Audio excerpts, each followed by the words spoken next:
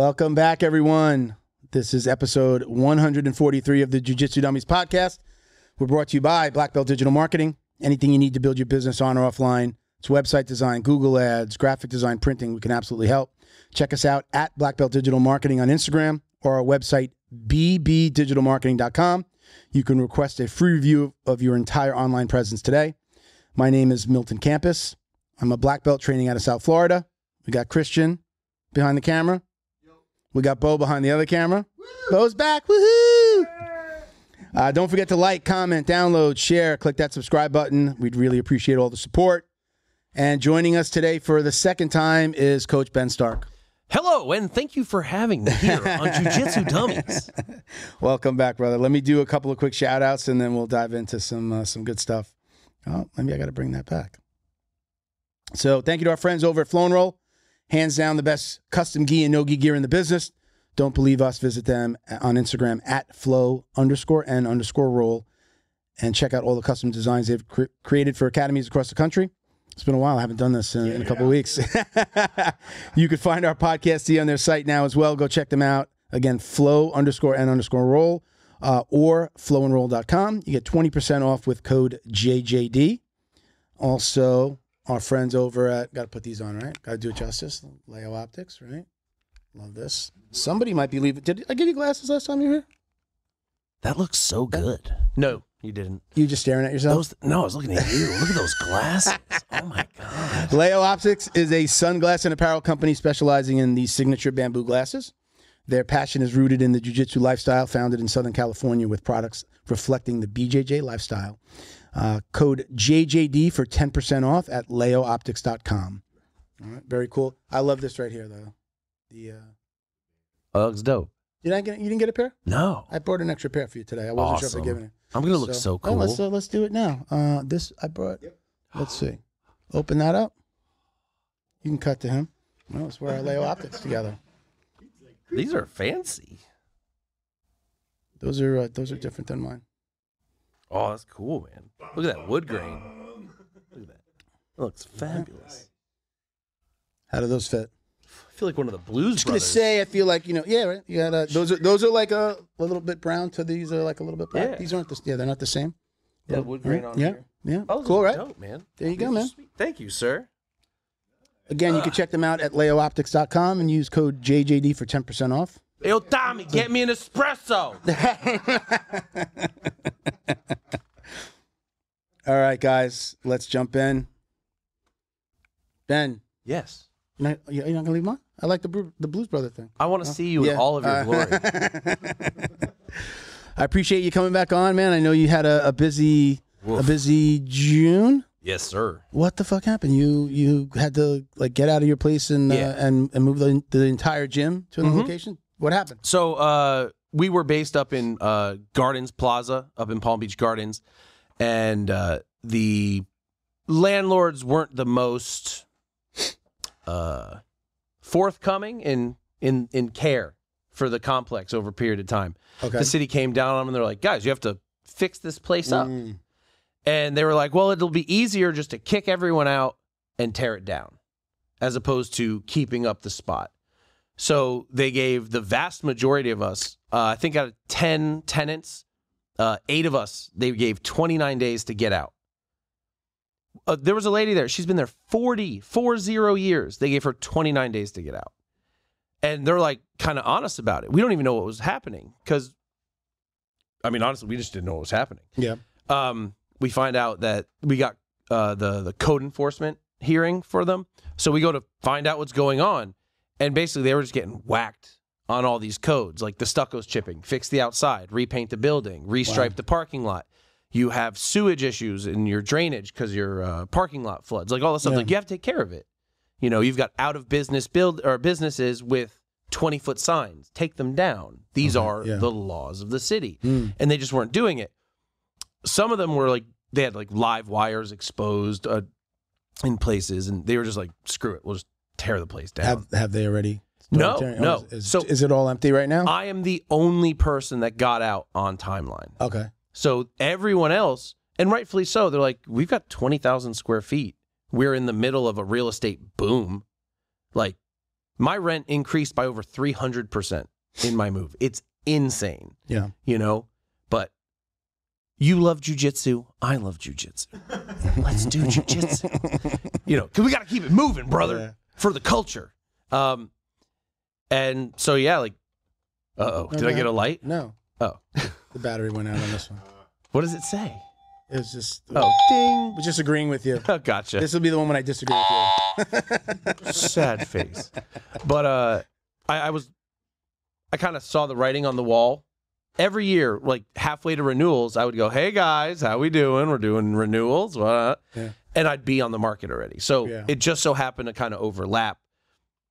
You know, my wife's in real estate.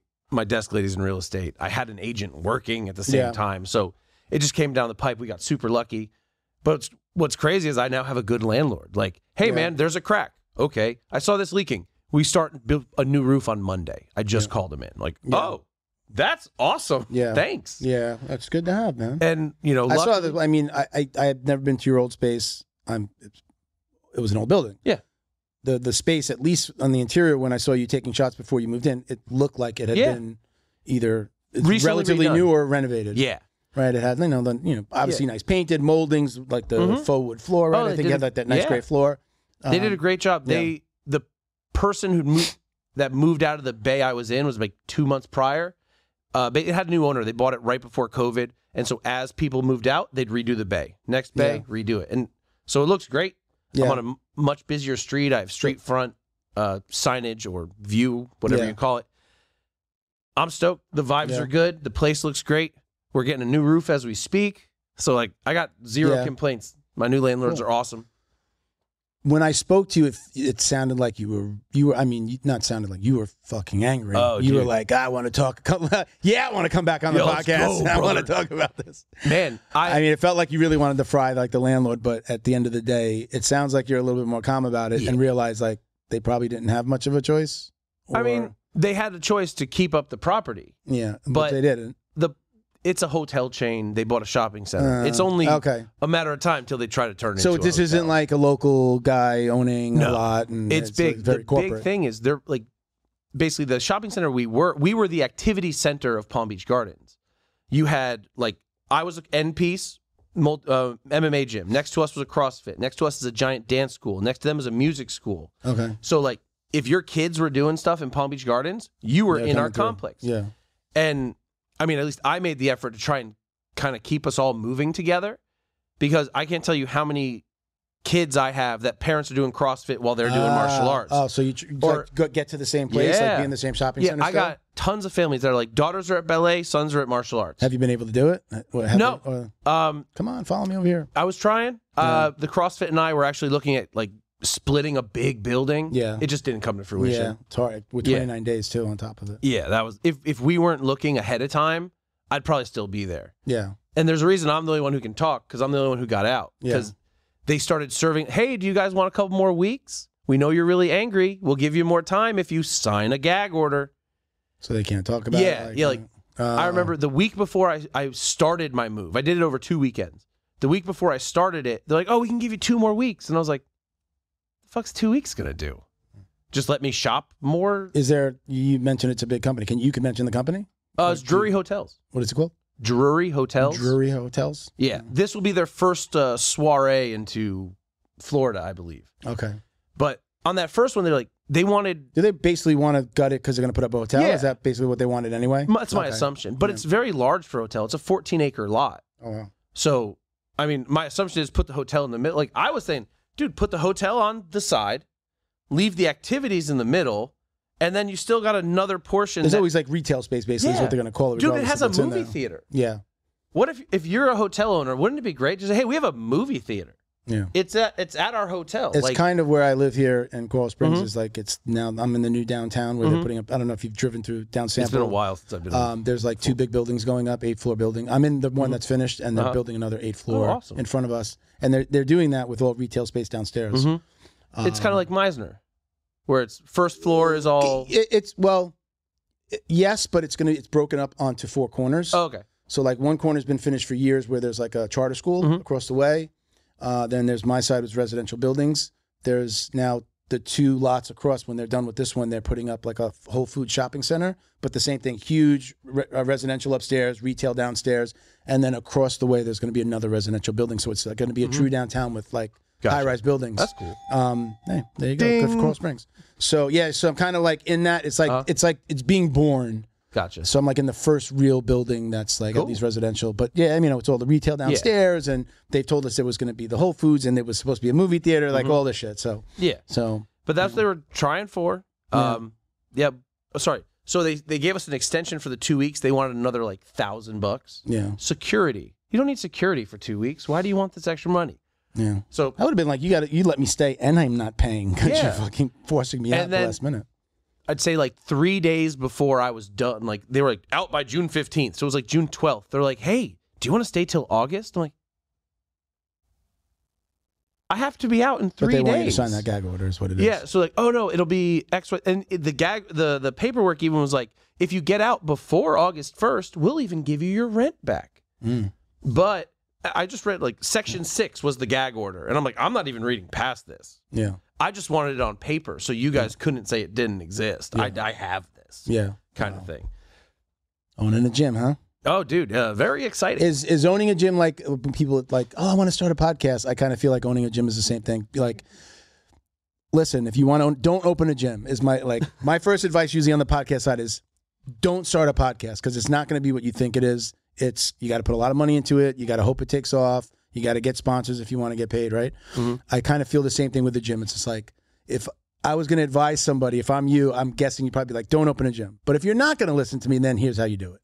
Honestly, but what do you know? I would tell people, if you're going to open a gym, you have to be committed to the craft. Yeah. You think it's like, oh man, I show up, I teach kids at 4, kids at 5, I got moms at 6, I'm at that. No.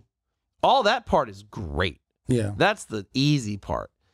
The going to the city, finding out that you need 7 different permits for a sticker on your window, getting the fine because you got permit A, but you didn't get permit B. But permit B is what you need to get to permit C. And once you have permit C, you can finalize by paying paperwork D, and now you can put your times on the door. That bad, huh? That's the part that sucks. Yeah. And like in our move, we changed cities. So I had to redo all of my paperwork for a new city. Did you have help with that, though? My wife's a killer. Okay. My wife's awesome. So, like, again, she works in real estate. So she's like, this is what you're going to need. This is what we're going to need. I'm like, are you going to handle that for me? Because I love you so much. Yeah. Man, it's just people can't, like, especially when you get closer to black belt, I guess anybody. And because I own businesses, people always, are you going to open a gym? They think it's like the next, and I'm just like, I can't see myself doing it. It's just, you have to be there, or you have to find the right people. It's very difficult to have coaches that are going to stay for a long time, put in the work like an owner, but then what do they get out of it? A salary. They want their own gym. Yeah. Most coaches want their own gym. Like, they're building towards a gym. So then you have that. If you're not there, then who's going to come in and coach? And then, it's like coaches come and go, and that doesn't look good to students. So, yeah, like my problem is I have such a high standard of what I want presented that for me to hire people on is very difficult. Because like, if I'm stepping away, you can't half fill my cup. You have to fill the cup. You know what I mean? If I'm teaching to a level 10 and you're teaching to a level 5, you're not a good replacement. So I've been very, very picky and very selective. And what sucks is that means I can kind of only use my students because they know my way. Yeah. And that's what works for me. Yeah. So that's a bummer. But do you have that kind of help now? Do you have students that really step up and can growing? Yeah. Growing. So I've got a couple young prodigies. Yeah. They do the primary on my kids' classes. I'm like overview, etc. Sure. And then I have one of my fighters, Sham Delva. He teaches my Fridays because I do a lot of traveling for combat night commentary and hell, my team's fights. Yeah. I'm out of town all the time, so having that Friday covered is very helpful. I've recently brought on a fighter from Port St. Lucie, Chris Lafort. He runs a Muay Thai for MMA class for me 2 times a week, and he's doing a fabulous job. And then I have Georgian Olympian Avto Gogolishvili. He teaches my wrestling. Okay. So I do the primary of Muay Thai, I do the primary of MMA, and I do all the jiu-jitsu. Okay. That's awesome. It's pretty busy. Fucking crazy. That's a crazy. What are your hours? When do you start? Do you have morning classes, or that's all afternoon and I got evening? morning classes Tuesday, Thursday, Saturday. Jiu-jitsu? Yeah. Okay. more than happy to expand. So if you are in the Palm Beach area and you are looking to train jiu-jitsu in the morning, show up. If we get more dudes, we recently been really killing it. 10, 12 guys in the morning, which is awesome. If I can do that, I'll do it 5 days a week. Yeah. What sucks is when it's 2 guys and I'm like, I'm injured, I'm old. Like I can't, if it's a solo, like in this moment, my elbow's been shot for like 3 months. Like I can't partner with you, dude. I am beat up. Yeah. So if I got 10 dudes, if I got 4, I'm stoked. Yeah. 4 is a good group because you can really like get into mornings the are so hard. It's very hard for people. I run my mornings like super cash. So like we have class starts open mats or instruction and. So I do classes 10 to 11. Okay. In reality, most of them are showing up at 10:05, 10:10. We'll honestly sometimes the guys will just chat jiu-jitsu and then we'll get into what they chat. Okay. And then I don't even start the rolls until class is over. Because everyone's there like, oh, we're here because we don't have like curfew. My kid's at school. I work from home. I got and they'll roll from 11 to 12 and we'll do like, are you familiar with the rise up in the ecological method? Yes. I do a lot of ecological. I didn't know it had a name. I was doing it before I call it drilling. Right. Like I guess you'd call it like live drilling or like it's like drilling. It's like a flow drilling. Yeah. It's kind of what I'm starting to see. I made a couple of jokes about it just because I think it's fun to joke about it, like with a couple of real videos. I like it. I believe in it. But the fact that they're naming it like this new thing, again, that's called flow rolling. But I understand it's like flow rolling with a purpose. Maybe like, okay, we're gonna the goal is this, or we're drilling this from here, start here, and when this happens, and you end and start over, right? Like it can get really nitty gritty. So I started with some of my newer guys where I'm like, I'm not even teaching you moves right now. I'm teaching you goals. Sure. So like we're in half guard, bottom guy's got elbow frame, chest frame. Top player, hands off, but weight on. Sure. Your job is to get chest-to-chest contact and stabilize. His job is to keep you the hell off of him. So in this round, bottom player cannot win. They are always working. Top player can win by getting chest-to-chest connection. That's very simple. So I started that. Okay, now we've acquired chest-to-chest connection. So now we have to work backwards. Bottom player, how do we get them off? So I do a little teaching in terms of, hey, this is where you have support, this is where you have strength, and this is where we can regain placement, etc. And over the course of the hour, it's just a progressive. And next thing you know, you've like sorted out a movement. And I found that I was getting a lot more people in that one class that are going, oh, I understand how this works. I can now start to apply it as opposed to like frame, shrimp, bump, hit. They're going, I'm not confused. Do you think that you have to, okay, new kid off the street, new person off the street, can you put them into that ecological environment? Can you put them in immediately? Yes. Or do you really have to go over like the super basics, like how to fall, right? You know, break falling and a little bit of shrimping and the really super basic stuff where it does require drilling before they can know how to do that, to move and like when we're talking understanding pressure. When we're talking about like the line drill kind of stuff, shrimping, scooting, hip escaping, I give like a quick once over, or one of my blue or purple belts will take the kid through and like do it in the warm up.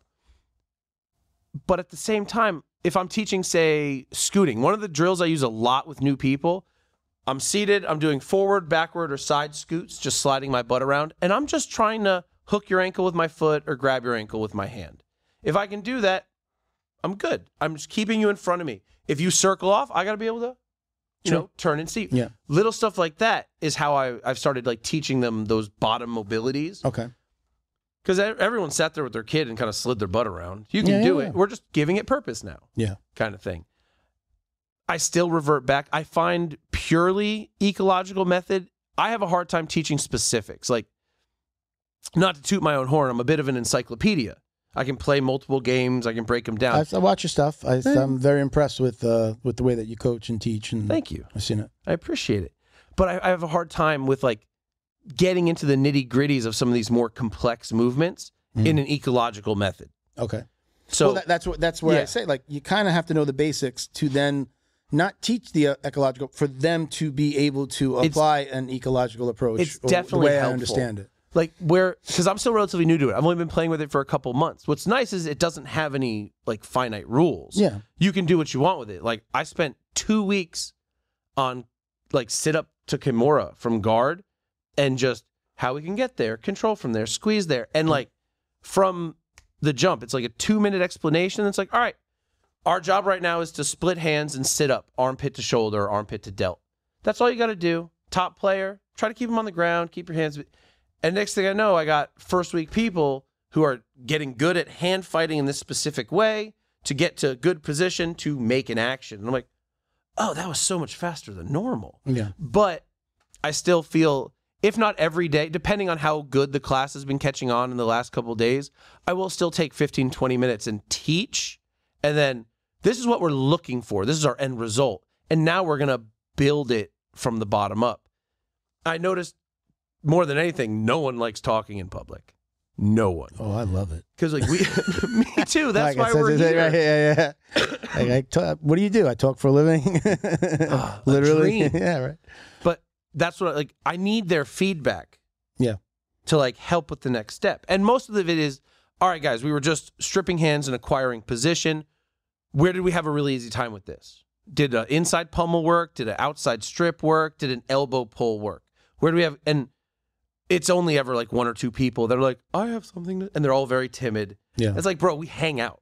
Like when we're out of class, you guys are like yelling, just talk. We're talking jujitsu. Like, but once they start opening up, oh man, he just kept crushing my frame. I couldn't keep this. And then, oh, we can do sub game based on frame control or whatever difficulty, et cetera, that people are having. I find what the number one thing I hear when I do it with the kids, their parents are like, that boy ate and took his ass to bed. I love you so much. You know, the speaking in public, I understand what you mean. Like people are scared to ask questions or they don't want to look stupid. So we talked about, I recently left the school where I got my black belt, went to another school. But anywhere where I've been and I had a higher belt, I realized that I knew that there was the white belts didn't want to speak, or when the coach says, hey, does anybody have any questions? And I know they have questions, I would be the brown belt or the black belt asking that basic question that I knew somebody wanted to ask, or I knew was unclear, or you hear a little rumbling and I know that, coach, what would you do if this happens? Or can you show me again how you put your foot there? I know what needs to be done, but I would ask it for that. Yeah. The basic question to do that. I love coaching. I love speaking. I love like being the guy that's just like, hey, take that new guy over here and show him the basics. Like I call it the Jiu-Jitsu 101. All right, get in my guard. I'm going to get in your guard. Show you how to break guard, side control, mount. Like you know, to like maybe an arm bar. Like I consider that like the Jiu-Jitsu 101 of like, once you know this, you're going to know a lot of movement now. Right? Yeah. So I'll take somebody through that as quickly as I can while I have them. My new school, it was great because I've been there 3 weeks. Was sick this last week and had a bad shoulder and a groin pull all at the same time. So my first class there. How often were you pulling your groin? How often am I? Yeah. Daily? They say 20 times a month is what you want for optimum prostate health. Not pulling that part of my groin. Okay. My bad. Sorry. I was going to get into it. I was like, yeah, you know, my stomach hurts. And, you know, so this fucking guy, he set me up. So, but at that school, it was a friend of mine is at that school. He'd been after me for 10 years to come visit. I finally visited after I was like looking for a new school, and he's showing up to Palm Beach Gardens. A little far from me. So immediately he shows a move, and then he says, "Hey, professor, would you like, do you have anything you'd like to show?" And I'm like, "Actually, yes. My old school, there was one instructor, and you couldn't even speak. Yeah, that's it was wild. Like, yeah." It was, I should say, there was an instructor and assistant coaches, like 2 and his son. But it was like, you've got 4 or 5 black belts, and it's never like, hey, would you like to show your thing or run a class? Like, that's crazy to me. So immediately I'm in the school, and he's just like, hey, would you like to show something? And I actually showed, he was doing basically like half guard. And we did like heavy Z guard and lockdown stuff. So everybody's feet were getting caught in this kind of sweep that he was showing. And I said, hey guys, look, when you do get caught here, there's an outside lockdown here. You get the outside lock and press their, like you push it out, they fall like this into you. They give you their back. And it was like, they were, oh wow, that's just so cool, right? Yeah. But it's like some people that are like getting stuck in something and they don't know what to do from there. It's just like, oh, just lock your leg. And now you've got a back take from this thing that failed, or your feet got caught up and you couldn't get out. But just my point was just the fact, like my first like real class there, and he's asking me to show a move. So I thought that was amazing. It's just like a different vibe. Yeah. There's like 10 black belts that are there. That's cool. They most of them have a class that they coach. So just like a much different vibe than I came from. So, but I love the coaching. I love, you know, he'd instruct and I'd go over to the white belts that I see clearly don't understand what's going on, and hey, put your foot here and help them. And then for it to turn on, like they get it, dude. That look in their eyes, like I love that. I do that with my business and training people. I love when people get it, or I hear them say something. You have another business? Yeah. What is it? Black Belt Digital Marketing right here. Unbelievable. You know, I have a business. It's hammerjujitsushop.com. Get yourself some of the coolest shirts in the jiu-jitsu world. Okay, back to the show. I keep on hitting the freaking button on my chair. I keep on going down 3 feet. What's the Instagram? I just saw the Instagram. We were talking about it before. Hammer Jiu-Jitsu Shop. At Hammer Jiu-Jitsu Shop. Okay. Check it out. We'll share it. Make sure I'll remind me to share it. I'll put it if you're a fan of death metal designs or pro wrestling. Is this one of the designs? Is this is one of Metastas Humanis designed this shirt. This is one of yours as well? Right? Pain equal. I will sign off on that. Pain does equal compliance. When you are passing guard, if you make it hurt, they will let you pass guard. This is. I stand on that. No joke that this is my favorite shirt. This is my favorite gym shirt. This is my favorite shirt to. Next level CVC. Next level sponsor me. You guys make fabulous shirts. I've been buying them for a decade. Good luck on getting a sponsorship from them. You should. Do you just get them printed locally yourself? Yeah, I use keeping inventory and stuff. Shout out Deerfield Custom Prints. There you go. Ask for Jesse.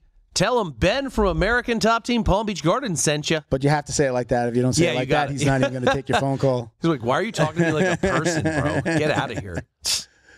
So go back to love coaching, and I really have. I do watch your stuff. I do love when people leave their kits. As soon as I see your post about somebody leaving a kit, tell everybody what you do when somebody leaves their gloves or their shin guards. It's been a pet peeve of mine forever. So like I'm a very casual coach. I'm chill, and you know people get forgetful or they take advantage of it. You never know, but people leave their stuff now. An old buddy of mine from England, his name's Danny Mitchell, fought in the UFC, bare knuckle, Bellator. He's been all over the place, old school vet. I saw he was doing burpees, and I'm like, why is this man doing burpees? And I read underneath, he left his kit in his own gym, and so to set the standard, he did what he made his students do. And so I messaged him, and he's like, yeah, mate, if you forget your stuff, 1 burpee per like. And I was like, I'm going to ruin it. This is the best idea I've ever heard. And, bro, I did one the next day. He still hasn't paid me. He owes... How many? What is it? So it was actually my assistant coach. My old assistant coach. He taught like 2-3 classes a day for me. He was a fixture. And everyone loved him. So when you get the opportunity to shit on someone you love, you fucking take it. And he got up to like 360. Because also, I'm sharing it. I have 5 Instagram profiles. I'm sharing it to all of them. I'm putting pumping in the stories, right? Yeah. My buddy Danny, who I took the idea from, sees it. He's got like 20,000 followers. He hits it. I put out one of them, more than one of them. I put them out a couple of times. I put them on the stories. I definitely like them all the time. Now I'm like, I got another one. Yes. Like. Dude, I'll like and then be like, I'll like from my second account, be like, this is my second account, my third account, my fourth account. Like, it's so good. But yeah, he still hasn't paid. I left his shoes in the old building, so they've thrown them out. Oh, wow. You pay your debts, brother. Pay your debts. You know what? I'm just realizing we lost Bo again, didn't we? He just did. Where'd he go? Bo, where are you? What are you doing? You're supposed to be taking pictures. Smoking. What are you doing, bro? Where are you? What are you here? Well, we didn't ask you to come up to go smoke in the back. What the fuck? I missed you. Ben, leave him alone. Just Ben and I started. Yeah. Fucking thanks. This is costing me money, Ben. Hey, if you guys ever get invited to the Podcast Junkie studio, they have espresso now. Hey, Tom. He needs another espresso, right? Tommy! Who's Tommy? I don't know. It's just the name I gave to a guy. To the guy that doesn't get us coffee? Yeah, I have enough coffee. I'm good. If you couldn't tell already. I can go make right now. No, dude, this is full. I'm just goofing. Make me a latte. Don't spit in it, though, please. Promise me you won't spit in it. Dude, spit in it twice. It's his favorite flavor. Do the cafe latte. I'll try. Unlock the power of your online presence with Black Belt Digital Marketing. Their reputation management program ensures your Google business profile is seen by more potential customers. Black Belt Digital Marketing is your full-service digital marketing agency specializing in local SEO and reputation management. Boost your business today. Visit bbdigitalmarketing.com. Your success is their priority. Special thank you to the crew over at Flow and Roll for all their support.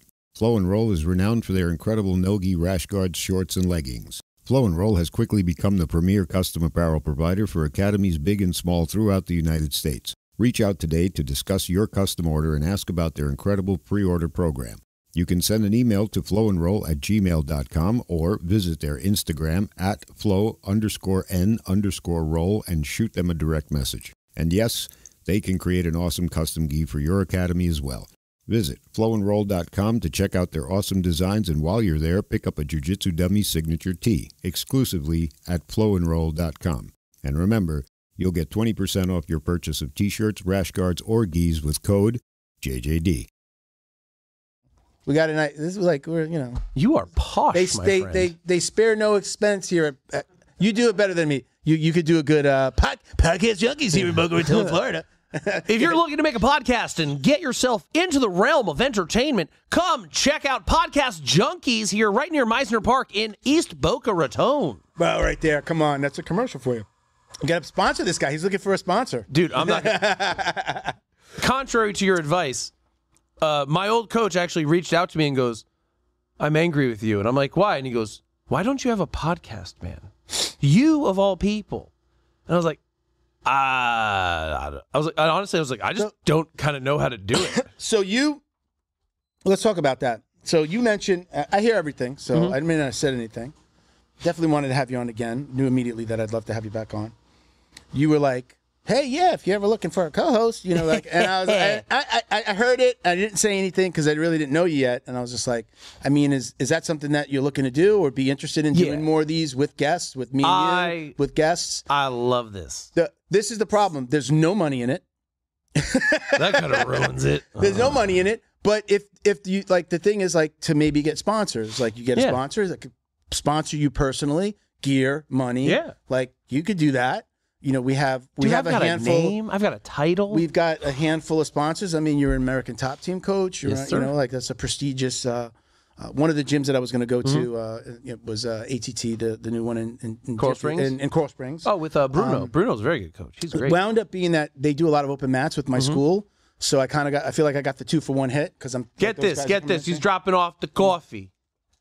This is poison, bro. Give me some sugar. You want sugar? He's gonna give you a kiss. But yeah, I mean, it's the thing is there's not a ton of money in this. Yeah.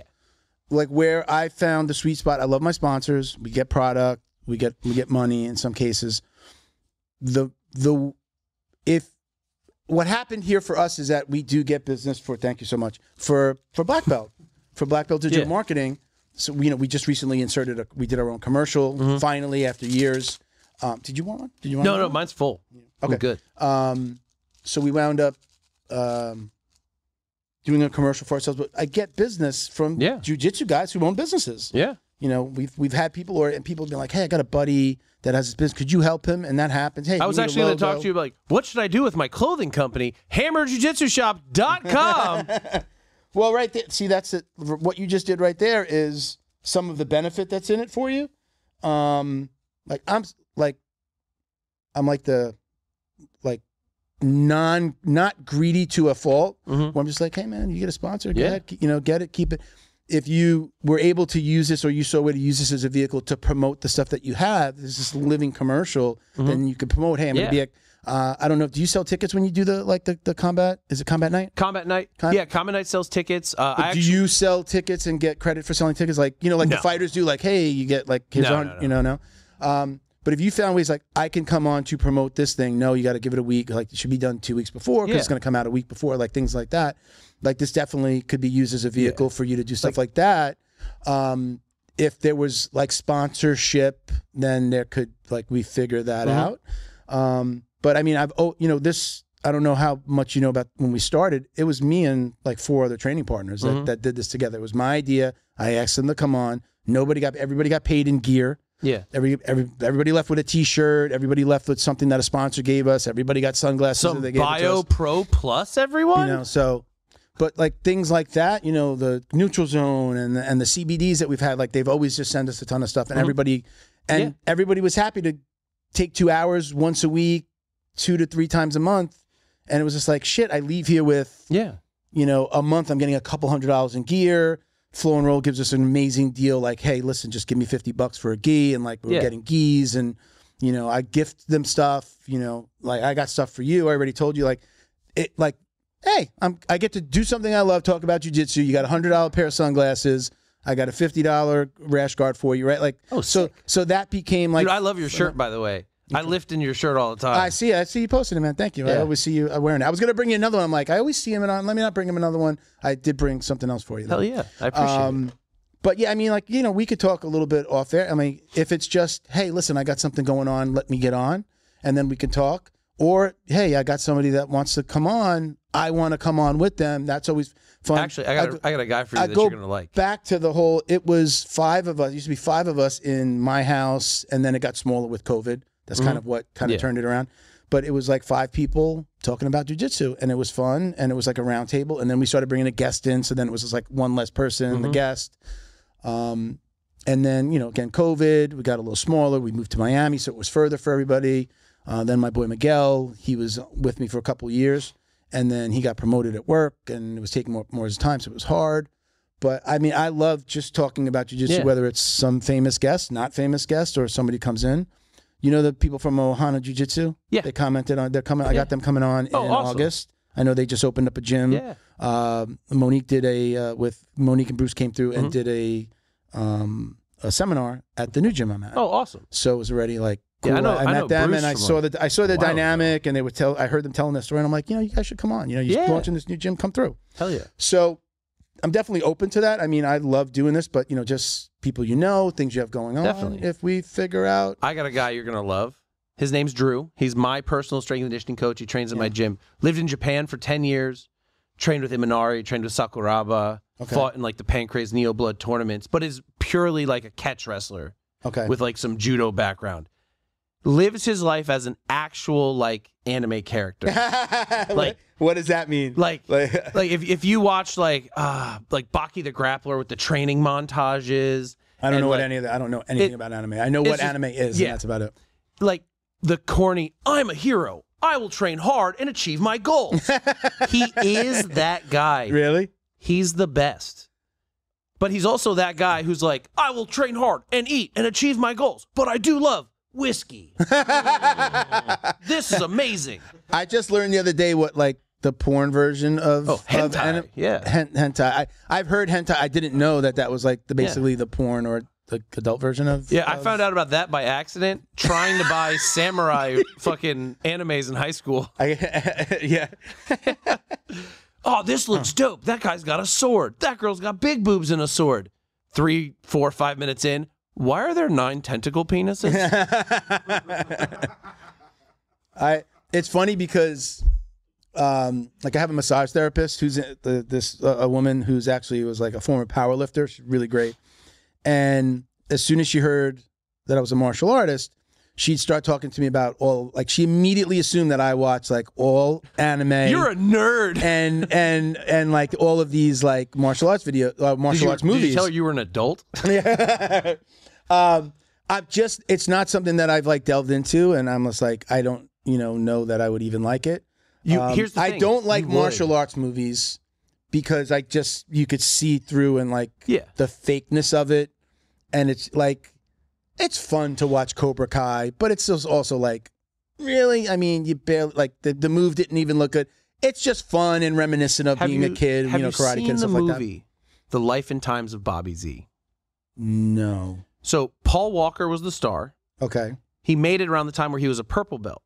All of his fight scenes were done with Chuck Liddell, Pat Miletich, Jeremy Horn, Matt Hughes, Tim Sylvia.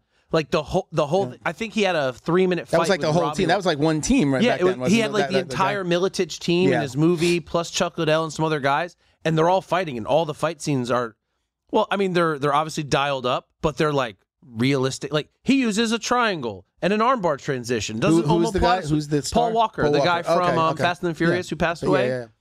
Not the best movie in the world, but a really fun watch. What is it called again? The Life and Times of Bobby Z. Is Bobby Z somebody who is real?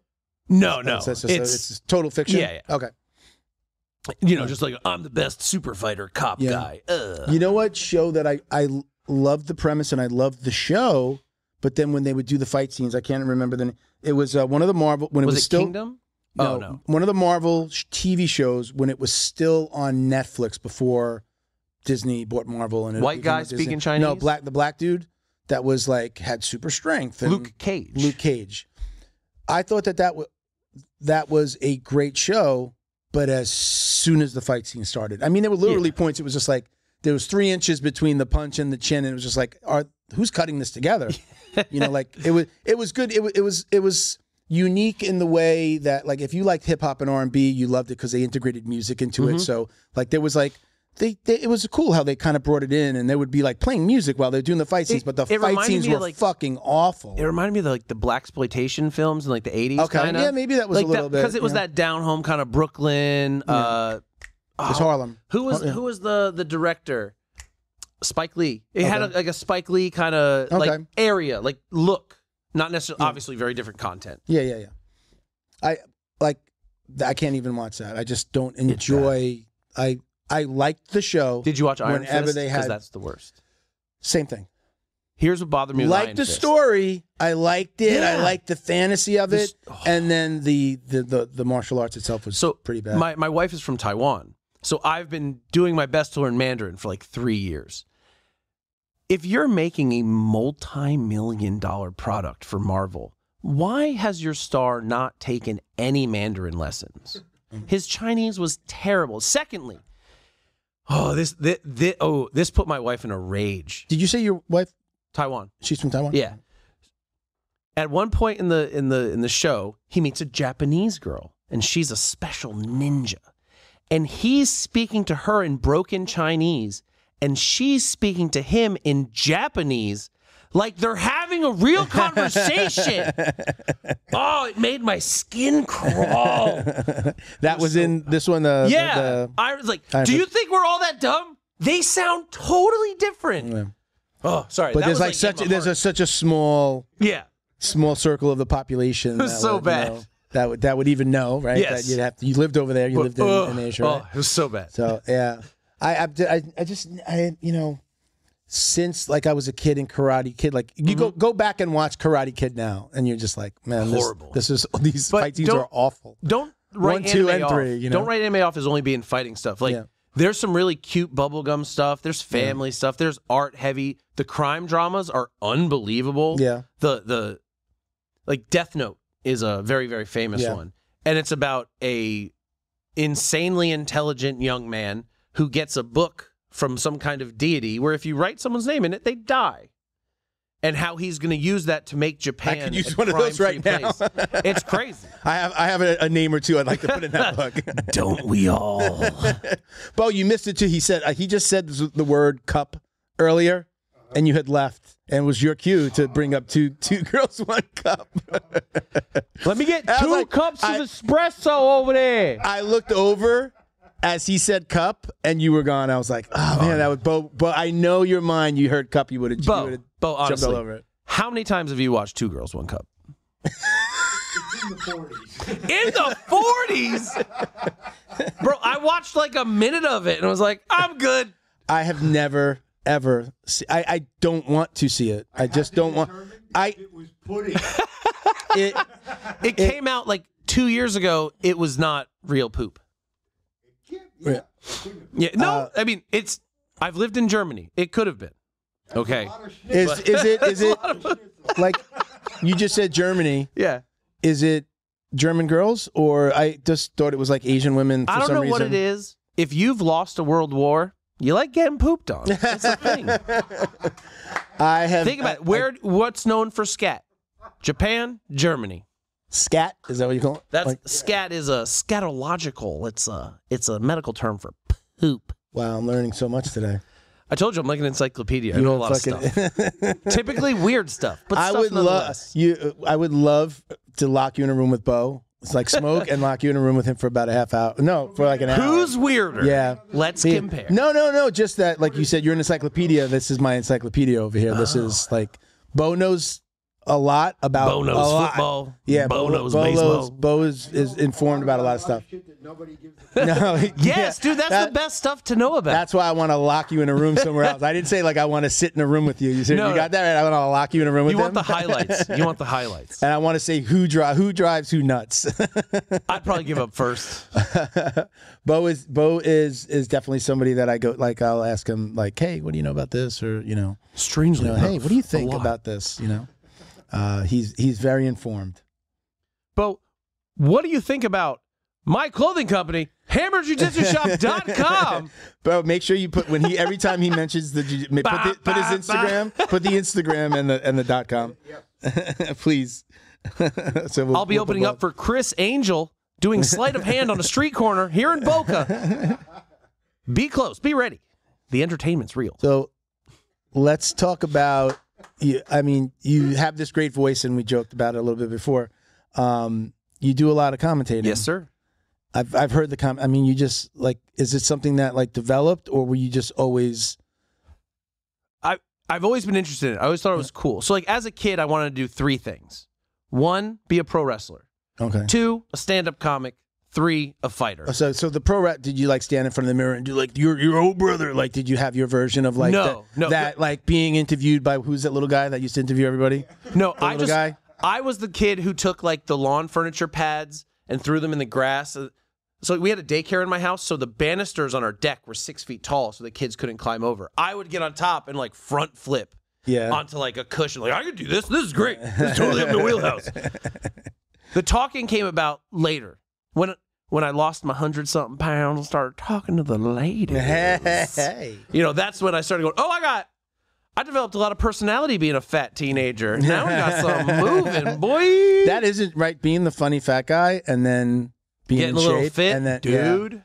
Yeah. Like, my daughter is beautiful. She's lovely. She's a mixed child. She's very cute. And I'm like, we got to fatten this girl up so she has to develop a personality and life skills. She's super skinny. She like real dude, I got muscles and a big butt. My wife is very tiny and thin. Yeah. She got all the good parts. So she's like skinny with a muscular big butt. Like, you can't go to school in Florida like that. We got to fatten you up. You got to learn how to like tell jokes. 4.5. Okay, you got plenty. You got plenty of time. You have plenty of time. We got to break you a little bit, so you have to develop a personality. Only child? And is that the only? Yeah, the only child? I don't want any more. No, so really? many. Oh, boy. Dude, there's so much work. I would think like I always wanted to go for the boy. So I have my biological daughter, a stepdaughter, and I would have loved to.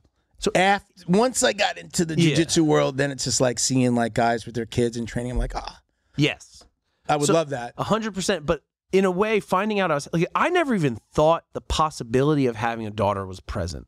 Never. Why, I was just so I was just so sure I'd have a son if I had a kid. Okay. And honestly, like my wife getting pregnant was like surprising. Okay. Like she came home with the ultrasound 2 days before I was going to get my sperm count checked. Because I was like, I have to be sterile. I'm 38. I've never even had a scare. And then she's like, I saved you $200. Well, you didn't have a scare because you were always safe, right? That's very true, actually. You were always very, I came up in the 80s. Like, I remember when AIDS popped out. I had girls in college yelling at me because I'm like, well, we'll only use condoms. Absolutely not. Yeah. But I was also like, hey, I'm a fighter. I'm very poor. Get that out of my face unless you have a condom as well. Put it in my face unless you have a condom. Yeah. Like, I was also thinking about my career. I was already fighting. Mm-hmm. So I'm like, well, I can't risk getting something, so wrap it up. Tommy Guns, right? Tommy, remember? Yeah, Tommy Guns, right? I remember Chuck Liddell went on Good Morning America, like drunk and coked out, and challenged him to a fight 10 years after everyone knew he had AIDS. Really? Yeah, it was a bad look. Wow. Was it from drug use? I mean, he was definitely inebriated. Yeah. That is no. I'm going to say, Tommy, like, did we ever find out how he got AIDS? No clue. Yeah. Probably being famous and rich, orgies with groupies. Yeah, but I mean, he was also like super muscular. Could have been, needles and stuff. Very like possible. But you would think you're a very famous boxer. You can afford some spikes. Sorry, that's terminology for needles. Yeah. Don't know nothing about that. I'm trying to find out, brother. I'm doing the TRT thing. I jumped on the bandwagon. I'm right here. right here. I Do want it. it in my life so Why, bad. how come you haven't done it? I did a I did a BPC 157 TB 500 cycle, the Wolverine stack. It's like is that Yeah. peptides? Yes. Peptides. So like For my elbow primarily. did it help? Because not at all. Oh, okay. Like I'm sore all over all of the So, time. okay. And people are telling me try some peptides. So I know BPC 157 derives from your digestive system. So when you use it, even though it has the effects of regrowing or healing soft tissue, it directly goes into your digestive tract and it will improve your digestive tract. So I had those upsides of it. My general aches and pains diminished. But in terms of just my tendonitis, it just didn't do a ton. Yeah. I did get to the point of like injecting it directly into my tendon sheath, which hurt like a bitch. Do you have to shoot that yourself, or do you go to them? Okay, It's so normally they give you. it's a sub Q. Pinch your belly fat, stick it in, easy peasy. Gotcha. I had my daughter do it once. She great. chickened Start out, early. but you know, she's like, "What are you doing, Daddy?" I was like, "Medicine," and she's like, "Can I help?" And I'm like, "Okay." Whoop. To moving around that needle. I didn't get the results I wanted, but I did get some results. I'm actually planning to go back to CPI in Tijuana. Okay. As soon as I can. If you guys are interested in stem cells, reach out to me. I had an unbelievable experience with it. It did really, really good for me. I know I had one friend who didn't have so great of an experience, but for the majority Mutual of people, friend. yes, for the majority of people that I know, they have had good experiences with it. If you have questions, it's new, it's weird. So I've seen you do some stuff with Yeah. Is that considered a testimonial? Did you work Yeah. something out with? Like, So you just- have something going with? So I'm a bit Full of- disclosure, I guess. Now that I'm asking, that's not what I was asking. The business mind in me goes, "Oh, you got a sponsor?" You know? No. Hey, I want to know. I went out there because I had a friend who knew one of the guys that's in charge. And I was like, hey, give me information. Because I was trying to go to BioAccelerator. I was trying to go to some other spots. But I couldn't get any direct information. They wouldn't just be upfront with me.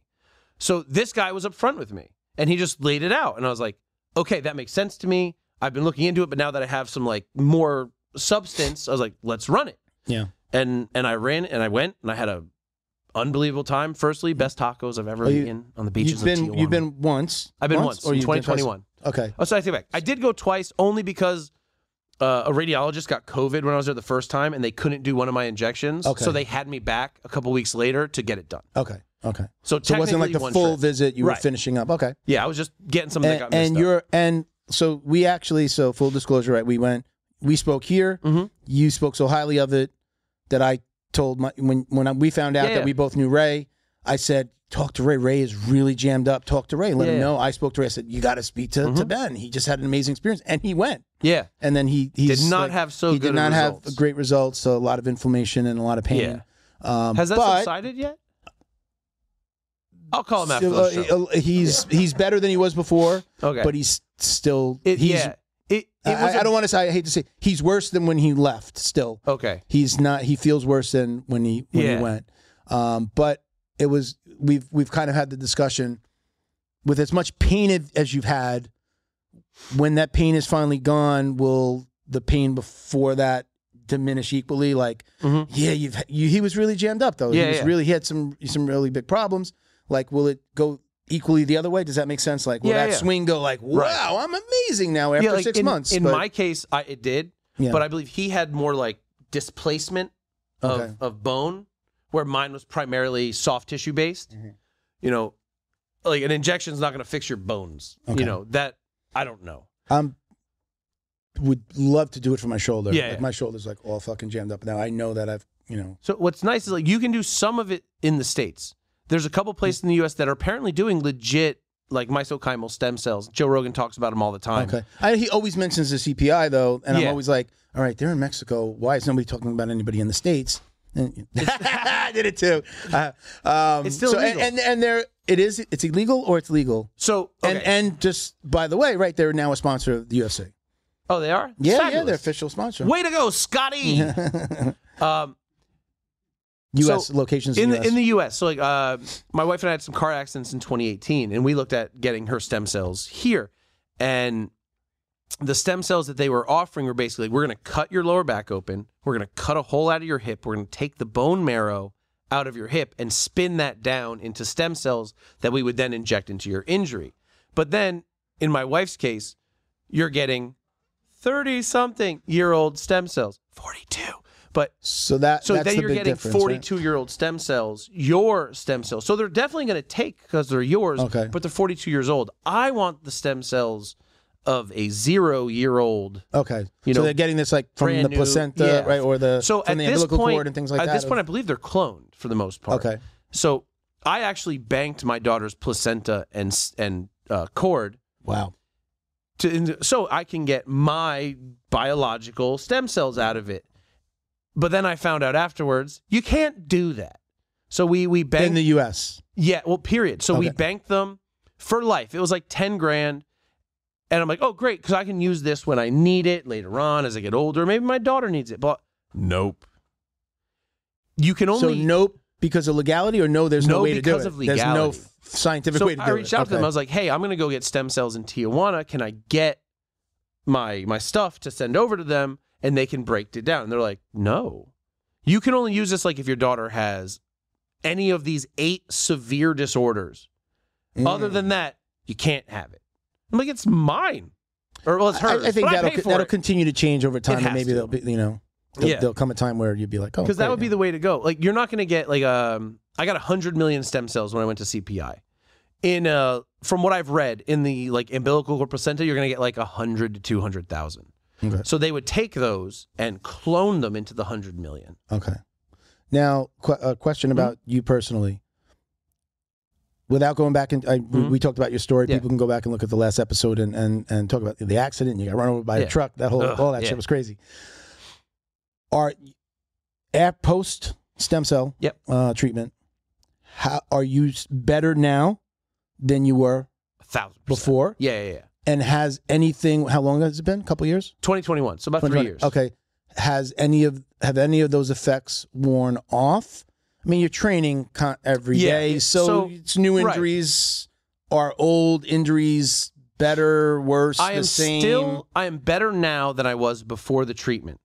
Okay. And I had enrolled in about 2 years before the treatment. Since then, I've done no less than 800 live rounds per year. I'm squatting upwards of 400 pounds. So you're saying you signed up to go 2 years before you actually went? No, I got run over. I got a car accident. Okay. And I was recovering from that car accident for about 2 years. Okay. Then I went to CPI. Okay.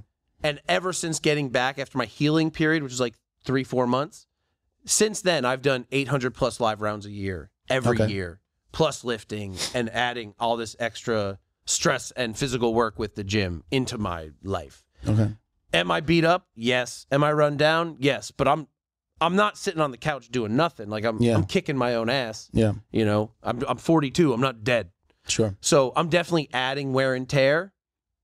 But as a whole, like my plan was to go back anyway. I have 19 disc injuries. They're all going to need a little attention.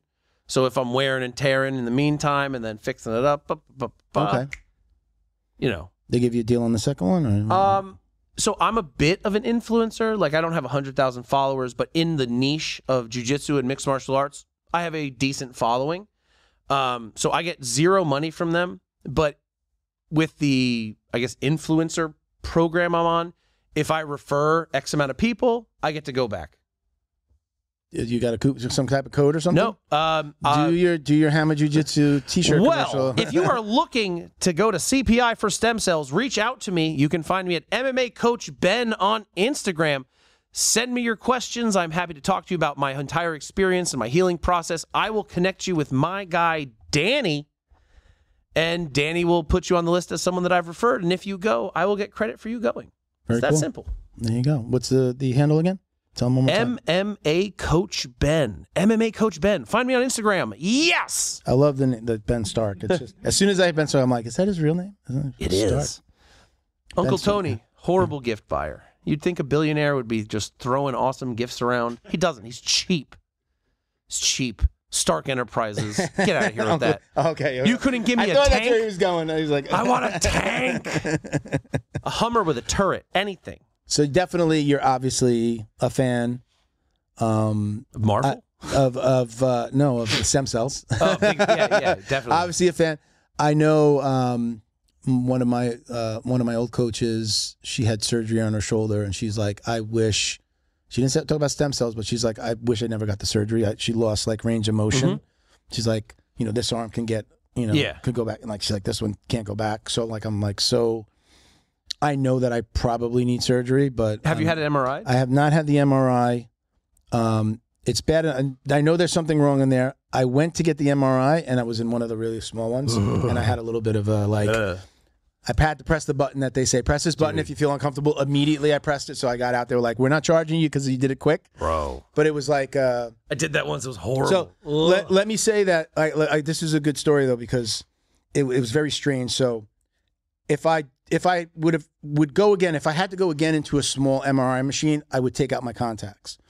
Because it was so closed off, my contacts wouldn't let me focus. You're giving me anxiety just talking about it. Now my mind is going fucking, because it's like this, it's just that plastic, but it's like that, like beige plastic.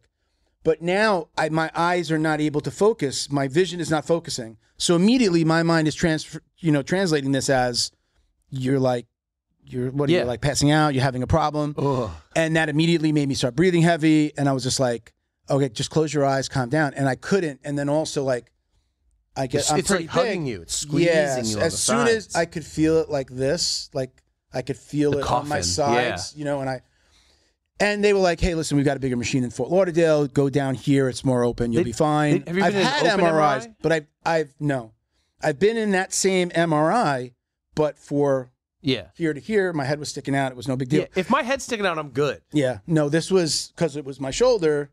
I'm in the machine. Yeah. And again, it was like I had like no depth perception. It felt like it was like right here on top, and then I felt it on the sides. Then it started to feel like closing in on me.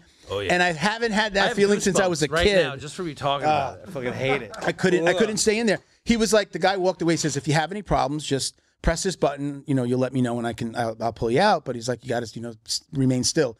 As soon as he walked away, and I was in there, I did that once. I was like. But thank God I did it quick, because if he would have started the machine, he was like, if I would have started, we have to charge you, and like you're not getting a refund. He's like, we'll immediately refund you. I didn't even start, so I wound up getting out of there. But I just never went back, and then I always have that thing in the back of my mind with the coach. So, I do need to get the MRI. I still have the prescription. I can go anytime. Look for open MRI or seated MRI. Yeah. Open MRI is like 2 discs. Yeah, and so you can look around and it's open. It's not so bad. Seated MRI, it's like a 1990s sci-fi movie. You're just sitting in this chair and it's like here, so you have a line of sight. Yeah. But the problem is the images aren't as good. Yeah. Like if I'm getting images, then I want the best images. I could do it in a bigger machine that would clearly. I mean, they're clearly giving you the button because this happens. Yeah. I had not felt that kind of claustrophobia since I was a kid, and we had a finished basement in my house in New York, and we had these benches that you could sit on and watch TV downstairs. And they were all like toy chests, basically. Like you can lift them up, and they were storage and toy. My sister, we play hide and seek. She'd know I'd be in there, and she'd sit on it. So then when I was trying to get out, I couldn't get out. You mean your enemy for life? Freak out, yeah. Oh. I have not felt that kind of claustrophobia since that. And you're talking about, we do jujitsu. Yeah, we're in very like precarious positions. People are sitting on us, or sitting on our chest. You can't breathe, and that's fine. My head is at whatever and you could tap and it's over. But that was I came out like, oh my God, I felt like I was gonna die. Ugh. But I haven't gone back, and I should, and I know there's something going on in there. I was getting cortisone shots, and it was going on. The tube. I got a shoulder done, and they just put like me in this smaller tube. No. It was like here. No, they put me. I guess they only have one. I guess they only have that one machine. Do you have more than one tattoo? I have. Yeah. Fun MRI fact: tattoo ink has metals in it. So, as a guy who is heavily tattooed, they started wrapping me in blankets because if your skin touches the tube, the metals in the ink can start to pull, and it feels like you're on fire. Really? Oh shit. Yeah, like the lining. You can feel like the lining like burning. Thanks, Coach Ben. No problem. Welcome to my nightmare. Great. Something else to worry about. I'll go back. I do have to get it taken care of. Just get it done, brother. But what's nice, I was getting cortisone shots, and I was fine for a while. But you won't have to travel. It's $1,000, $1,500. Yeah. PRP, it's like the little league of stem cells. I had PRP 11 times, and it does work. It's just not as strong as stem cells. Okay. But you can do it locally here in Florida. So I do go to, I do my TRT at Forever Young in You Delray. doing Tren, bro? What's that? You want some Tren? I don't know, what is it called? Tren is the one that makes people crazy. That's the one where they're like, I forget whatever, what is everything in the bottle? Andro and what is it? ENT something. Okay.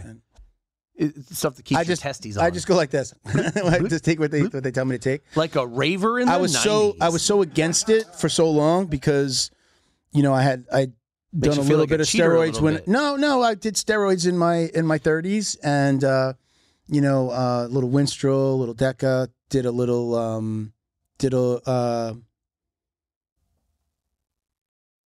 what is it? HGH. And I did HGH, and when I had a heart attack in my 40s, and I kind of blamed at least probably the HGH was it does make your organs grow, and then does it make your penis grow? Because I'm just saying.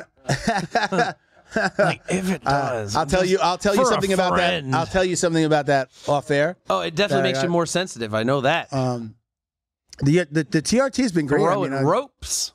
I work going to the gym. Like I absolutely do. Like one day jiu-jitsu, one day weights, one day with maybe one day off a week. But I go back and forth when I'm healthy. But definitely like the gym is just like a different. Even when I roll.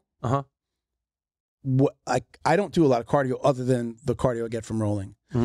Like I could roll every roll. Yeah. And be done and even winded and tired, but just like keep on going. Like it feels like I have an extra gear. Have you ever noticed that the youngins these days take rest rounds?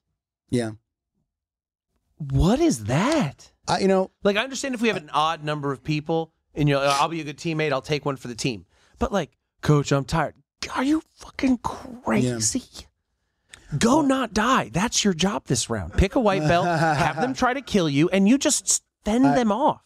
At my new gym, I went in and there's this blue belt, like probably my size. He's probably heavier than me, but he's like a thick built guy. He blue needed belt. to be dealt with. Yeah, listen to this. So I'm the new guy. Go to an open mat. Yeah, you want to roll? Yeah, let's go. Let's roll. Is it harder being the new guy as a black belt? Like, because there's certain expectations. There's everyone trying to kill you. Because I worry about that when I travel. I have a good answer for that. Yeah, I want to stop in, but I don't like. I was in New York. I want to go to fucking Henzo's, dude. I want to go, but I don't need some 16-year-old phenom breaking my leg just because I'm a black belt. Yeah, man. You got to leave it at the door. You got to leave that part of you at the door and just go in and know that you can learn as much. No, I just don't from want to be a blue or purple belt. Like there's something that they might be able to teach you. Oh, hey, I train under John Donaher. That was a timeline that I was in New York. I'm a black belt. I'm a legit black belt from a legit lineage. Not that I'm going to walk and be like, hey, look at me. It's not who I am. Yeah. But, oh, man, you're pretty good. Where are you from? But next thing you know, I'm a competition 24-year-old. And I'm like, dude, I got nothing to prove. I'm on vacation. I ate pizza 20 minutes before I got here. Yeah. I just feel like, like when you look at Craig Jones, he broke 2 guys' legs in Ukraine because they're rolling all hard and stupid. Like, yeah, they want. I don't need any part of that, dude. I'm 40-something. They want the check mark on there. Bro, I got a bad back. Leave me alone. I'm just here to have some fun. So me going to this gym, it was, yes, that's something that I thought about. Especially, I did see they have like a ton of black belts, which was one of the reasons I went there to see that many black belts. They have a lot of cops. They do a police, not police only, but they have a whole bunch of cops that come on a Friday open mat. I think it's 8 or 10. I forget. That's cool. Yeah. Haven't been to that one yet. I'm just still new there. But your question was, how does it feel? So I haven't traveled a lot to jiu-jitsu in a lot of places. I did do a lot of open mats when I was younger. In this world, we had a relationship with another gym, so like they would come to us on a Saturday, we'd go to them. So we were constantly rolling with these guys that we didn't train with during the week. So then you get that different look. Fast forward, I'm at the last gym for 7 years. Didn't travel a lot, just didn't. My ex-wife did not. I wasn't in a position to be like, oh, we're traveling someplace, let me bring my gi. It was just like, really, you can't leave the jiu-jitsu alone for 1 week, So it wasn't even a possibility. I didn't even try to. It was just like, no, it's just family time, where it was just like, oh, this is amazing. I can travel and jiu-jitsu. So I just never was able to do that. I leave this school. I go to this new gym, literally right in the same town across the street from where I live. And I knew somebody there. So I come in, super warm welcome. First of all, the coach that I got my black belt from didn't even he would never call us professor. It was very much like, there's one professor here. It's him. Yeah. I walk in, I meet the professor, the owner there, and he's just like, you purple belt? And I'm like, no, I'm actually a black belt. Just got my black belt. He goes, oh, I'm sorry, professor. And he completely talked to me. Everything about the conversation kind of changed. Not that he would be disrespectful to a purple belt, but it was just like, oh shit, you're a black belt. There's a certain level of respect. You have trained for a really long time. And there was just a different level. And it was just like, hey, Bob, meet professor. Can you take him over, get him to sign the waiver? It was like, professor. I'm like, wow, I haven't been called professor this much since I got, Do you find it unsettling? No. So it was actually, everyone was super respectful. They have a rule there. I don't know if this is like one of the old school things, but like if you get to class late, or really everybody does it anyway, but if you get to class late, especially if you got to class late, when the rule is that you have to shake the hand of every black belt. Yeah. So like everybody's training and doing stuff. So like you're literally going and waiting for that guy to be done in a roll or whatever he's doing. And like you cannot train until you have shaken everybody's hand. That's just their rule. I don't know if other gyms do that.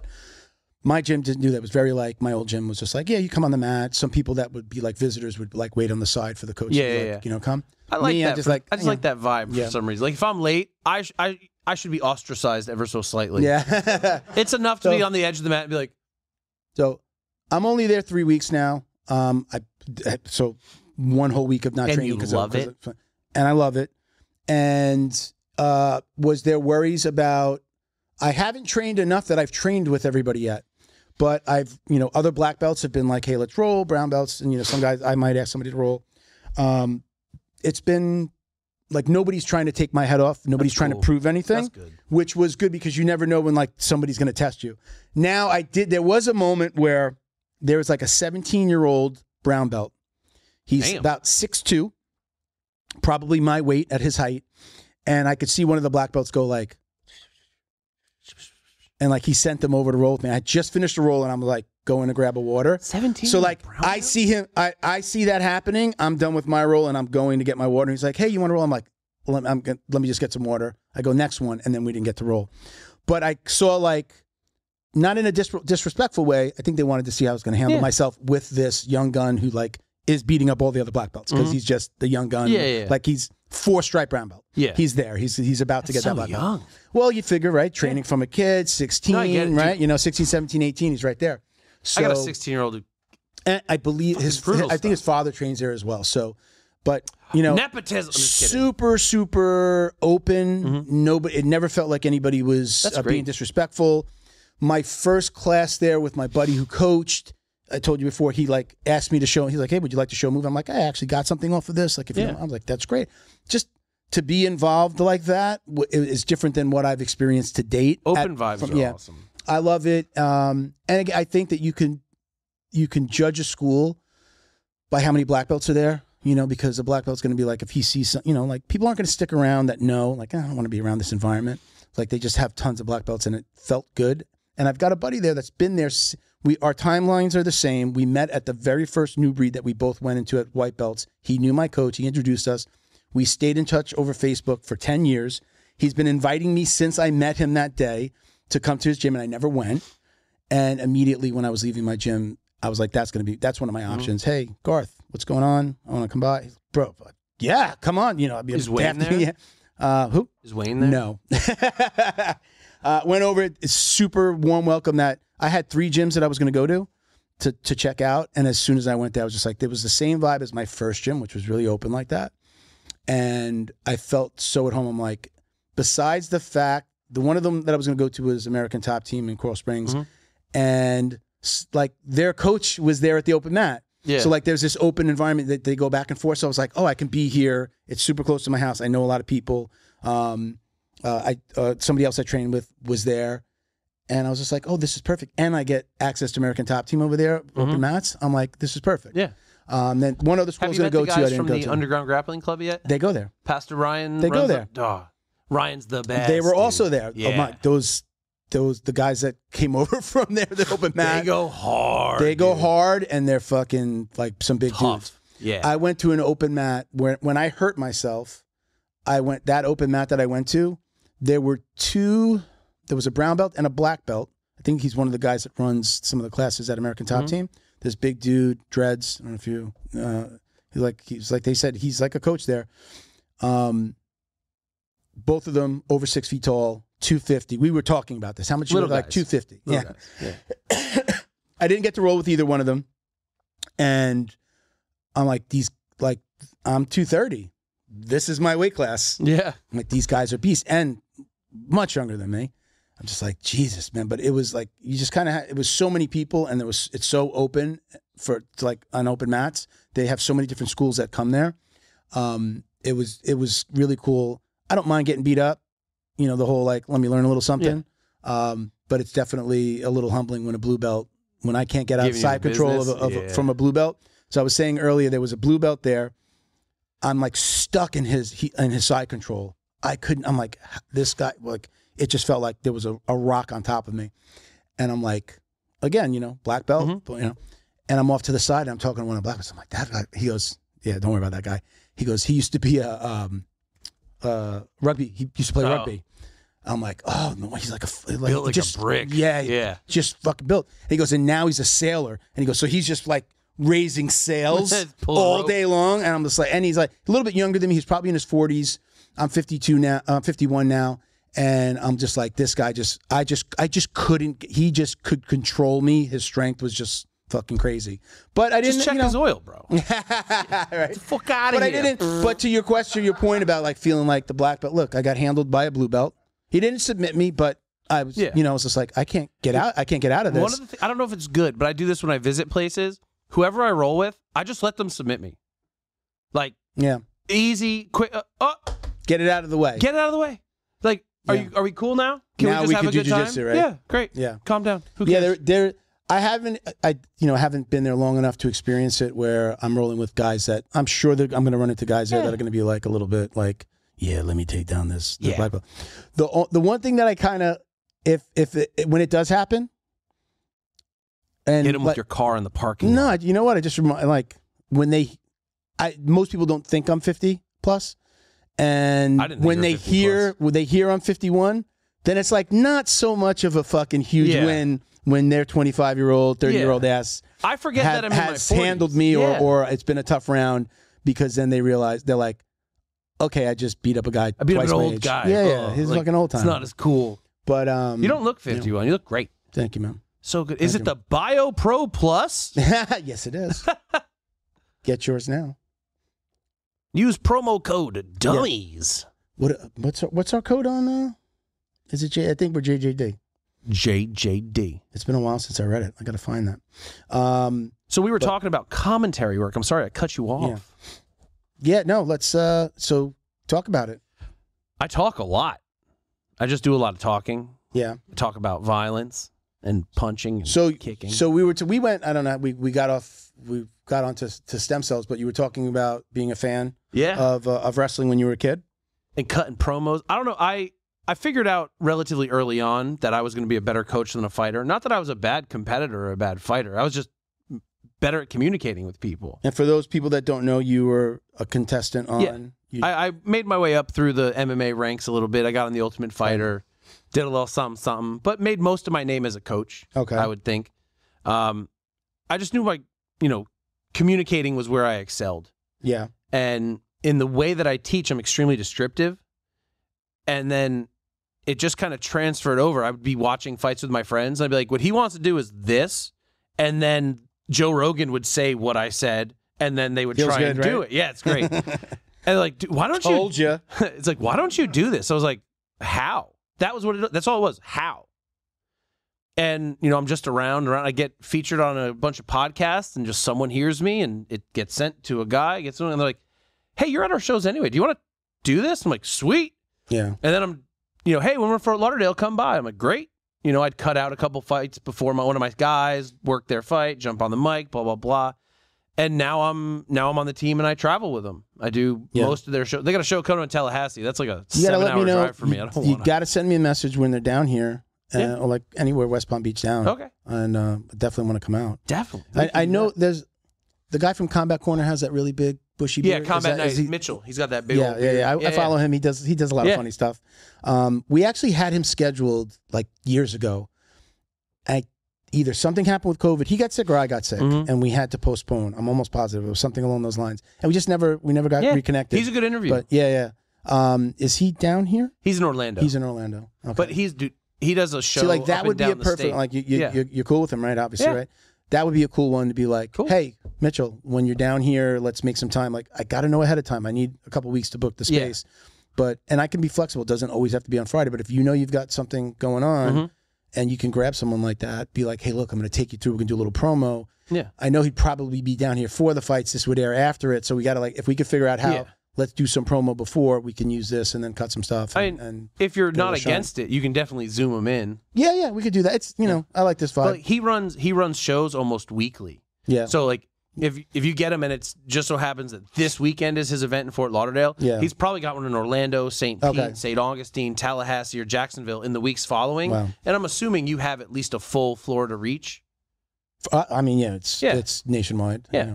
So more than good. Yeah. You know what I mean? Yeah, we'll figure something out. That would be something like to have you back on, Actually, like half the reason I was coming down today is because I'm going to check a venue for one of my events down in Fort Lauderdale Marina Mile. So I'm the representative for the International Kickboxing Federation's Point Muay Thai and Point Kickboxing in Broward and Palm Beach. Okay. We've done our last 3 events in Palm Beach, and they've gone off awesome. But realistically, there's just more people in Broward and Dade. So I'm looking into coming down towards like Marina Mile. Okay. So we're like, 20 miles from Palm Beach, 20 miles from Miami, and we're done in the center. Yeah. So that's where I'm going after this That's because cool. apparently they don't have phone numbers at National Guard Armory Reserves. I don't know what You have that's to go about. visit. Yeah, we have. That's crazy. You should get the eyeballs on the venue though, right? I mean, I've been there before for other events and stuff, so I know what it is. Okay. I just want to be like, hey, can I have this on August 25th? But I can't even plug my own date because I can't get it reserved yet. Well, but we're shooting for August 25th. If you're a kickboxer, let us know. Come compete. Enjoy. That's awesome. Before we go, I had this down. I wanted to. I mentioned. I mean, obviously, this has been out there a lot lately. The CJI, CJI, Yes. versus ADCC. The Craig Jones Invitational. You have any input onto that? So on 2 levels, you talk about the individual fights or just the fact that he did this. Yeah. This battle with them. He chose to pick this fight. What do you think about that? Let's start there. So I dig it. I like it a lot. So if you think about it, ADCC is renting out like the Staples Center or something. Yeah, they took a step up. If you can rent out the Staples Center, you can pay your competitors to compete. That's not unreasonable. If you took the money, which I believe Craig Jones said he checked the cost, it's like $2 million. They took the last venue. He's in the venue that they had. Right.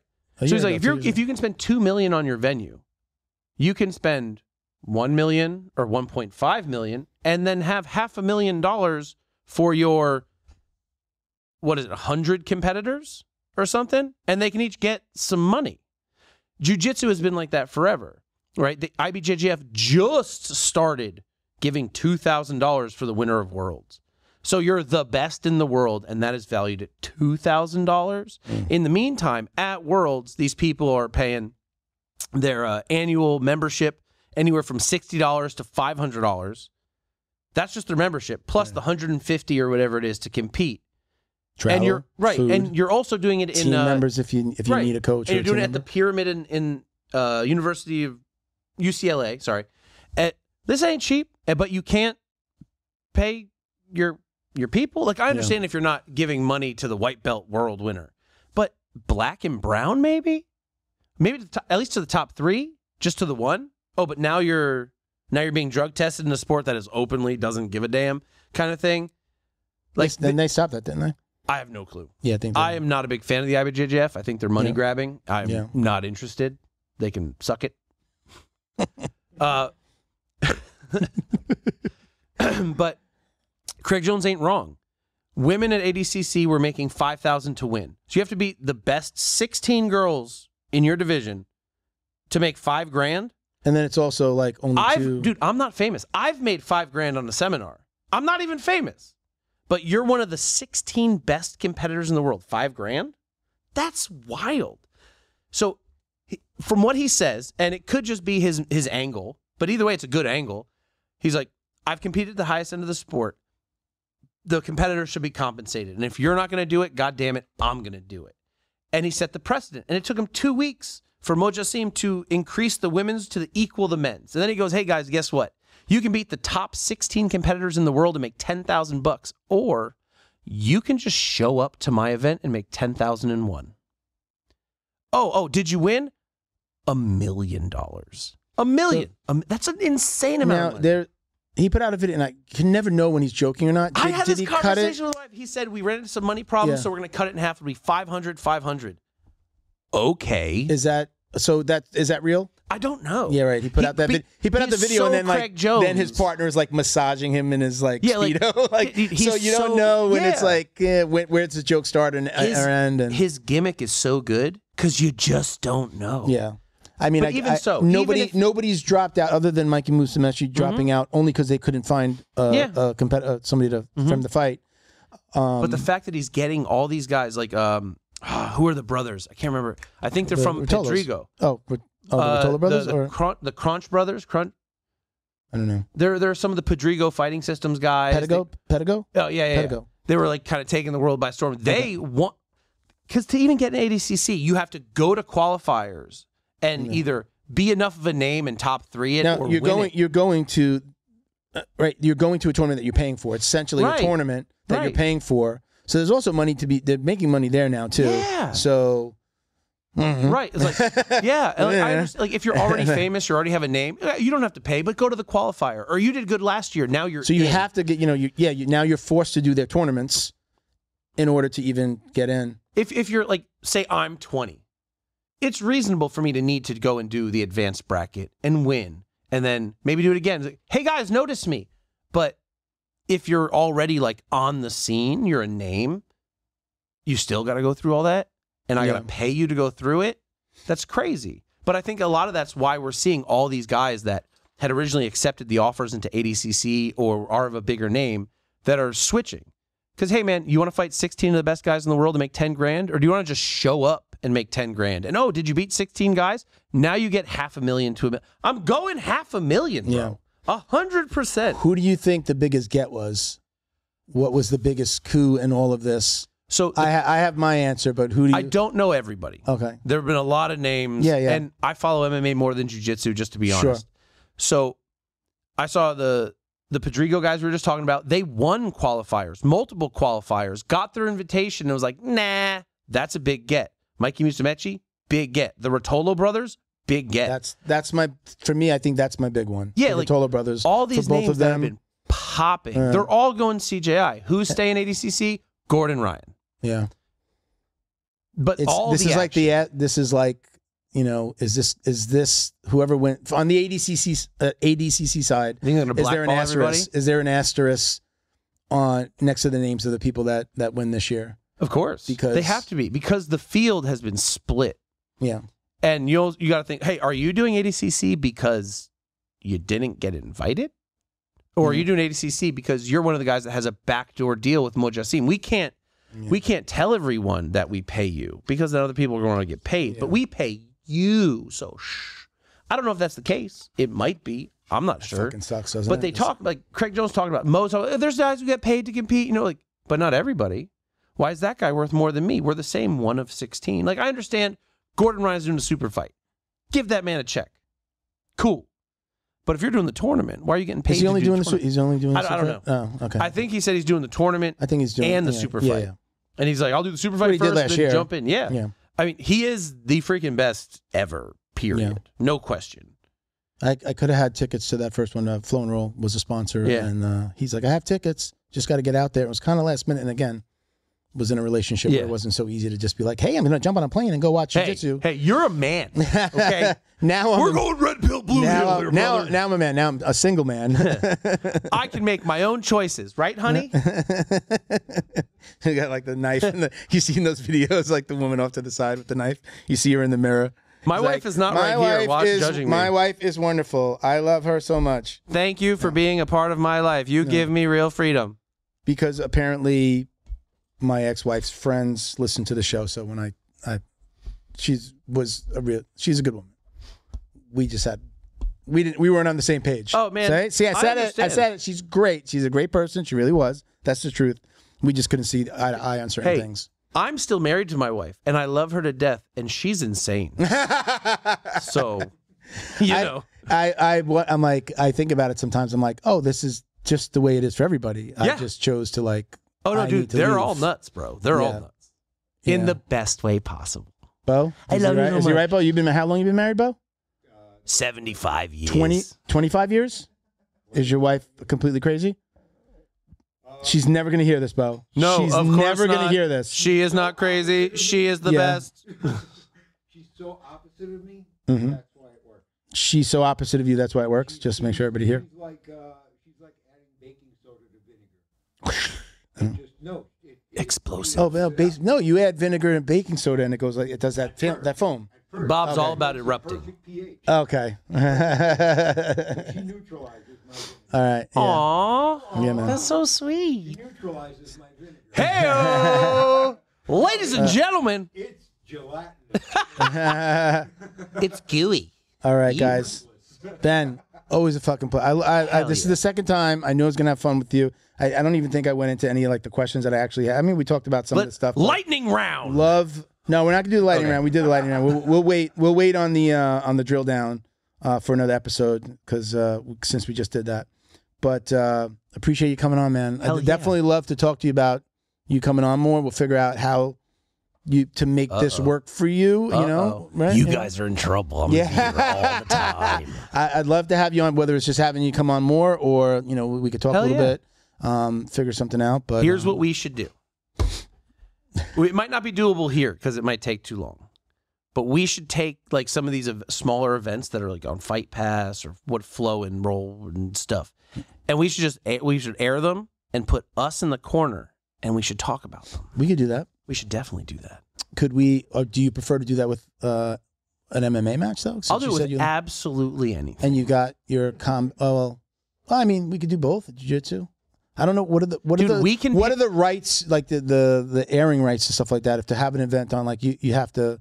I don't know. You have to be careful. Like, that's part of the problem. If it's a live event, yes. Now we could take some of the best fight scenes from anime, introducing you to the genre, and we can break down those fights. The hentai ones. I'm not really trying to share hentai with other people. Yeah, that's a personal moment between you and your VCR. I'm down to have a conversation either way. Hell yeah. And one of the things too, I wanted to. You had mentioned that Fight Circus guy. We should. I don't. He's John. He's in Thailand. He's in Thailand. Does he ever come here? Yeah. He's a we US could always guy. zoom anybody in, but I love if they're around or gonna be around. Like that would be. I mean, that shit that you showed me was the best. Fucking crazy. When he comes to States, he's normally in the Midwest. Yeah. Did he fight was it like him fighting like 3 midgets or just 3 men? Two. So when we started the 2-on-1s and 3-on-1s, it was like a heavyweight and like 2 145ers. Or a heavyweight and 3 125ers. And he looked like he's like 6 something, right? John's like 6'2", 6'3", 250. Former fighter or just kind of knows a little bit, trains? I believe it started just like drunk at a bar in Thailand. And it's like, if you fight, you get a free bar tab. He's like, I like free bar tabs. Yeah. And he likes training. He likes fight sports, but he's not like training. Yeah. Yeah. But he runs this Fight Circus. Fight Circus is all him. Yeah. He's a big boss. Yeah. It's, over there, is it a big deal over there? No, it's he likes niche it's more of a club spectacle scene. kind of thing? Yeah, that's the point. The goal, like, it's not, he's like, this is not sports. This is entertainment. Okay. Yeah. He's like, I'm having midgets wrestle in a ball pit with punching. Like, we called it the hockey fight. We took the ring, we covered it in like dish soap and put 2 guys in there in like Running Man, Arnold Schwarzenegger movie outfits and had them box on slippery soap. Yeah. Like it's all stuff like that. At one point we were talking, he said his goal was to get a reoccurring, like a residency in Vegas. Okay. Like get one of the casinos to bring him in. He's like, and then we have a show and we run this every day kind of thing. Like, that's crazy. Yeah, I'd love to get together with him. Hell yeah, I can set that up. That would be really cool. So I gave you some glasses. My wife's going to steal these from me. I know it. Get your Leo optics before my wife takes them away from me and uses them herself. I gave you this. I brought this. Oh, that's dope. This was a thing that we did with Flow and Roll. We helped design this little. Cool. back. This is actually Is it a quadruple XL? for me. So I bought an XL and a double XL because I wasn't sure which one. Rash guard. They I'm run, a double XL in rash guard. Yeah, These double. run pretty fit, not super tight fitted, but like, you know. Yeah, I wear the I'm XL. very skinny. I got a little, yeah. I'm very skinny. I don't know what you're talking about. So the heart is is my thing because I had the heart attack. So you see like the shaka, little jiu-jitsu, Cool. or like the peace symbol, the shark, Sick. you know. So double? You saying Yeah, double? I think double. Okay. I've been lifting, brother. There's see these guns, let me dude? just double check. He's been doing that all show. Is this yeah? Hey, yo, Tommy, get me an espresso. There's your double XL. Thank you, sir. Did I? What else? Oh, and I got one other thing for you. Oh, I was giving you one of these. Oh, I thought you were gonna give me a spanking with that Little paddle. CBD Jeez. lotion. Oh, we could do that. We could do that next show. That'd be Please the next don't. show. I'm so sorry. That's a little bit a CBD lotion from Combat CBD. So you can. You know what we so do with lotion. We'll give them a little shout out here. So combatcbds.com, and you could use code JJD for, I believe it's 10% off. We've got BioPro up here. I take this stuff, bioprotech.com. Get $30 off with code JJD. I was trying to figure it out before. I forgot the code. 30% off. 30% off. Now you got to buy. You're gonna have your order has to total more than $295. So it's like you got to get at least you're gonna get the kits. $30. Did I say that? $30. Excuse me. $30 off with code JJD on an order totaling $295 or more. That's the total. That's not bad. That's 10%. Yeah. It's true. Yeah. Since Very we're cool. throwing some codes out there, if you go to hammerjujitsushop.com, use promo code IG20, save 20% on any of your purchases, get your sick kit over there. Thank you so much. You turned on Siri somehow. Heyo! Cool. She got code 20% off. Yeah. Yes. Siri wants to buy shirts. Yeah, dude. What else? Who else do we have to shout out? Sensei Bars and Bears? Oh, McDojo? Rob from McDojo? Oh, Sensei Bars I and knew I Scars? recognized that face. Yeah. It's Rob He's from done some McDojo. really cool stuff, man. Yes, he has. I've got some other news for you, Yeah. McDojo. Reach out to me. Put them two in a room. Oh, dude, that would be raucous. He's a fun interview. Have you ever met I him? watched your interview with him. I Yeah. haven't met him personally. I've seen some stuff he does. There's a guy I follow online called Goob U2. He's more of a power lifter, bodybuilder guy. He does a lot of like exposés on like people that fake their photos, pictures, competitors. Yeah. But recently he's at one point in time he started getting threatened by an amateur MMA fighter's dad over some stuff. And they actually had him on McDojo Life, and they did like a 1 hour thing breaking it down. But now Goob, if you're interested, so if you are a registered sex offender or a criminal, you are not allowed on Meta-based social medias. Okay. So now he's doing a big thing where if you're on Meta and you have a history, he'll out you and have his hundreds of really? thousands of followers report you as a sex offender to get you offline and keep you away from being a creep. Unlock the power of your online presence with Black Belt Digital Marketing. Their reputation management program ensures your Google business profile seen by more potential customers. Black Belt Digital Marketing is your full-service digital marketing agency specializing in local SEO and reputation management. Boost your business today. Visit bbdigitalmarketing.com. Your success is their priority. Special thank you to the crew over at Flow and Roll for all their support. Flow and Roll is renowned for their incredible no-gi rash guards, shorts, and leggings. Flow and Roll has quickly become the premier custom apparel provider for academies big and small throughout the United States. Reach out today to discuss your custom order and ask about their incredible pre-order program. You can send an email to flowandroll@gmail.com or visit their Instagram at flow_n_roll and shoot them a direct message. And yes, they can create an awesome custom gi for your academy as well. Visit flowandroll.com to check out their awesome designs, and while you're there, pick up a Jiu-Jitsu Dummy signature tee exclusively at flowandroll.com. And remember, you'll get 20% off your purchase of t-shirts, rash guards, or gis with code JJD. Interesting. So I promote that. Get rid of the sex offenders. That's creepy as shit. Oh, pardon my language. I said shit. That's okay. We're at the end of the episode. Whew. Thank you again for coming on. You're always Always a welcome. pleasure. We'll figure Hell something yeah. out. Love to have you back. I'm moving in. I'm sleeping on that couch right Check there. us out at Jiu-Jitsu Dummies for all the ways to watch, listen, and support. IG, Facebook, TikTok, we're Jiu-Jitsu Dummies Podcast. Obviously, we're on YouTube. You can check out my personal IG at Uncle Milty BJJ. You can follow me online at MMA Coach Ben. You can follow my gym at ATT PBG, American Top Team Palm Beach Gardens. If you're in the North Palm Beach area, come by and learn how to strangle your friends. And of course, get your dope shirts at Hammer Jiu-Jitsu Shop. There you Thank you very go. much. We'll leave it there, guys. Appreciate you watching and listening. Peace, love, jiu-jitsu. Ciao. We'll